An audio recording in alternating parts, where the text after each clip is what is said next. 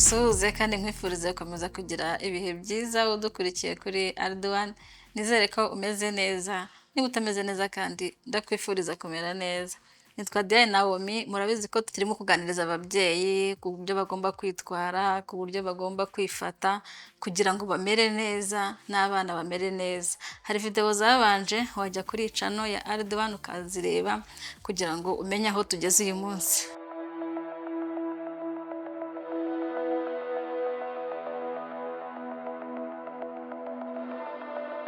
Uyu munsi rero tugiye kuvuga ku isuku. Tugiye kuvuga ku isuku y'umubyeyi. Umubyeyi agomba kwita ku isuku kuko isuku irinda indwara. Isuku ni isoko y'ubuzima. Isuku ni ikintu kigufasha mu bihe bitandukanye, cyane cyane iyo uri umubyeyi bwo uba ugomba kubyitaho cyane. Wenda tuvuge bashobora kuba barakubaze kiriya gisebe, uba ugomba kucyitaho kugira ngo ukire neza, cyangwa se bashobora kuba bataranakubaze ariko barakongereye hari igisebe, naho uba ugomba kuhitaho ukagirira isuku cyane kugira ngo hatazamo ama infection. Urabizi ibisebe bikunda kugira ama infection iyo cyane cyane utabyitayeho ngo bikorere isuku ihagije, ushobora kugira icyo kibazo cy'ama infection. Ni impamvu rero akanya nje kukubwira ku isuku ko ugomba kwita ku isuku cyane. Ikindi kandi nimba barakubaze hari ahantu uba ugomba, hano bakubaze uba ugomba kuharinda amazi, kuko iyo amazi agezeho hahita hashwanyuka, ni ikintu gishobora gusubiza kwa muganga bakongera bakakubaga kandi bwa kabiri. Rero ugomba kuhitwararika ukahitondera amazi ntahagere. Ikindi kandi n'amashereka ntahagere. Amashereka nayo aramutse aguyeho nabyo ni ikintu kibi cyane gishobora kugusubiza kwa muganga. Rero nk'umubyeyi wageze kwa muganga, icyo nagushishikariza ni uko wakitwararika buri kantu kose kakongera kugusubiza mu bihe bibi, kakongera gutuma wongera gusubira kwa muganga kubera ibibazo nk'ibyo ngibyo utagiye witondera. Ndimo ndavuga cyane ku mubyeyi ariko kandi n'umwana. Wenda tuvuge umwana batarakungura, wenda mu byumweru bya mbere abagifite abyiriho wa mukondo. Rero n'umwana nawe uba ugomba kumwitaho, isuku ye ukayitaho, ukamuhanagura neza hariya ku mukondo utahageze amazi, kuko nabo amazi aramutse ahageze byaba ari ikibazo. Ufata ukagakamura hanyuma ukamuhanagura. Rero umwana aba agomba kuba ari safe. Rero kuba ari safe ni ukuba afite isuku ihagije, ukamuhanagura. Wenda tuvuge mu gihe amaze kwituma ukamuhanagura n'akarenjete, cyangwa se abantu bose ntabwo bagira renjete. Niba udafite na renjete ukaba wafata nka ga ukayikamura ukamuhanagura neza. Utwana twinshi dukunda kuba tugira isuku, hari umwana iyo utamuhanaguye ashobora kurira pe akakubuza amahoro. Rero wenda ari ubwa mbere ubyaye utari wabimenyera, ushobora kwibaza ikintu kirimo kumuriza n'iki, ariko akenshi ubuhinja buba bukunda isuku. Iyo wenda amaze kwituma aba ashobora kurira rwose ntaguha amahoro paka umaze kumukorera isuku, ukamuhindurira pampa, ukayihindura, ukamwambika indi, ugahita ubona akarongeye karisinzirira. Rero isuku y'umubyeyi aba agomba kuyitaho. Wenda tuvuge niba batarakubaze, wenda barakongereye, ukahanaguza n'utuzi dushyushye kugira ngo, ariko none ntuzashyiraho ibizi bikonje cyane cyangwa se bishyushye cyane bishobora kukotsa.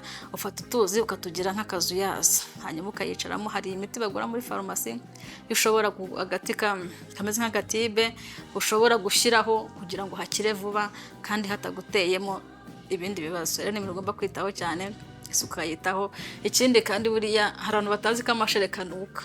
Buriya amashereka yumiye ku mwenda nta kintu kinuka nk'amashereka. Amashereka aranuka pe. Impamvu umubyeyi nimba wenda amashereka yagiye nko ku ishati wambaye uronsa, amashereka akabagiye cyane nk'umuntu ufite amashereka menshi. Hari abantu bagira amashereka menshi ku buryo nyine akenshi wonsa ibere rimwe irindi rimeze nk'iriri kwikama. Rero iyo yumiye ku mwenda aranuka cyane. Biba bisaba ko ukomeza uhindura, wabona nyine ishati yambaye umwanya ukayikuramo ukongera ukambara indi. Ntube bisa umubyeyi ahite. Hari abantu bita babisa umubyeyi uhite, biba byaravuye kuri icyo kintu cy'uko amashereka abanuka. Rero waba utameshe akanuka cyane ku buryo ahantu uciye mu nzira bahita bumva ikintu kinuka nyine batazi icyo ari cyo. Rero uba ugomba kubyitaho, ntuzabe umuntu ahantu uca abantu bose bakwibaza uriya muntu karimo kunuka byagenze bite. Kandi buriya n'umwana rega wamunukira.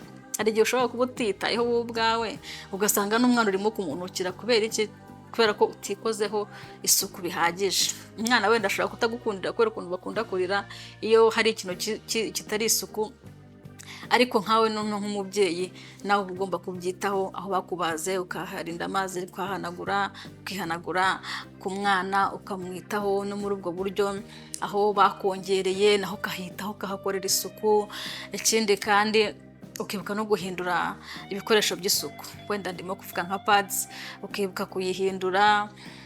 Wenda biterwa n'amaraso ufite, hari abantu bagira amaraso atandukanye, hari abagira menshi, hari abagira makeya, ariko ibyo byose ukabyitaho ukibuka guhindura.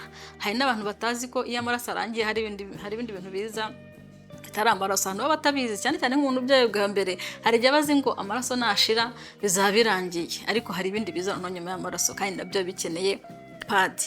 Rero uba ugomba kubyitaho ukazihindura, wenda tuvuge nka nyuma y'amasaha runaka, bitewe n'umubiri wawe ukomeze, bitewe n'amaraso wowe ufite cyangwa n'ibyo bindi uko byaje bingana.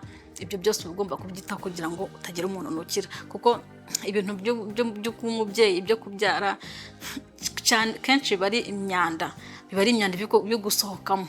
Rero biba ari ibintu binuka pe, biba ari ibintu binuka ku rwego hejuru, ku buryo cyane utabizi, iyo ubyaye bwa mbere utabizi, hari igihe utamenya ibyo ari byo, ukaba byanagukanga. Ariko ubu nukurikira iyi video nta kintu kizagutungura. Mbikubwiye mbere, utekereza ko nubibona uzaba ari ibintu nyine wumvishe nakubwiyeho usanzwe ubizi. Hanyuma rero ni ikintu ugomba kwitaho, ukamenya kuyihindura. Ikindi kandi ukamenya gukaraba intoki. Gukaraba intoki, ibintu byo konsa umwana udakarabye intoki rwose ntabwo biba ari byo. Imirimo itandukanye, ufata ibere uhaye umwana, gusa mu by'ukuri urumva umwonyeje iki? Nta kintu umwonyeje. Ahubwo ibyiza wajya ubanza ugakaraba intoki, kandi gukaraba intoki rega ntabwo ari ukwijabagura byo gudubika gutya mu mazi ugahita ukuraho. Ahubwo gukaraba intoki ukaraba neza, ukitonda, ugakaraba rwose hagati y'intoki, ukahakaraba neza, nawe ukabibona ko ukeye. Hari umuntu witwa ngo akarabye intoki, ariko ukabona ahubwo ararutwa n'iyo atazikaraba, agakubita mu mazi gutya umunota umwe, isegonda rimwe, akaba ararekeye ukagenda n'ubundi ico ubona rijojoba hano. Ubwo rero ntabwo ari gukaraba. Gukaraba kwiza ni gukaraba amazi meza n'isabune, kandi ukamereka ngashoboka ko ukeye, umwanda wose ugushizeho, hanyuma ukagenda konsa umwana wawe neza. Hari abantu benshi bamenye gukaraba intoki muri corona. Muri corona ugasanga nibwo abantu bamenye ko gukaraba intoki nyine ari uguhozaho buri kantu kose ukoze ubona kaguteye umwanda ugahita ukaraba intoki.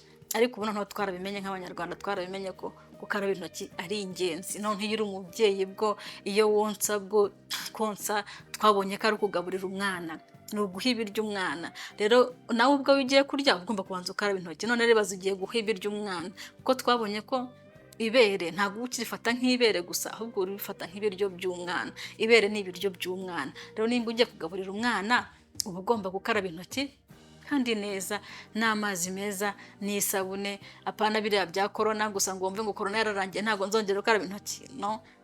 Ahubwo nyine turi mu bihe tugomba gukaraba intoki buri munsi, buri kantu kose ukoze ugakaraba intoki. Rero ndakubwira mubyeyi, niba we wiyitaye, wikoreye isuku, umwana wamukoreye isuku, uramwonsa neza n'isuku ihagije, uwo mwana ndakubwiza ukuri ko azamera neza.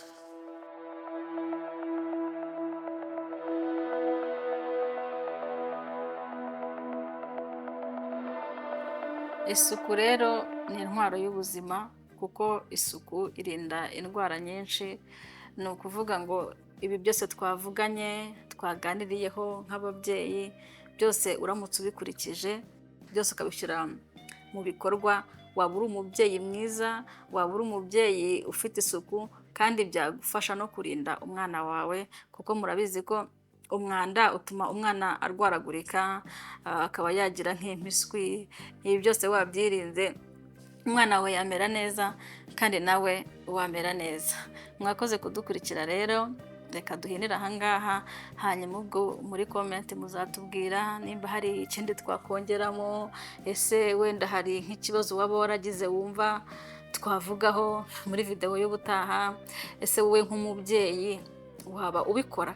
Ababyeyi namwe muzaze mutubwire nimba koko ibyo byose twavuze kuva aho twahereye video ya mbere twakoze, nimba byose waragiye ubyubahiriza, cyangwa se nimba hari icyakugoyemo, nimba cyangwa utarabyubahirije, ese byakugizeho iyihe ngaruka?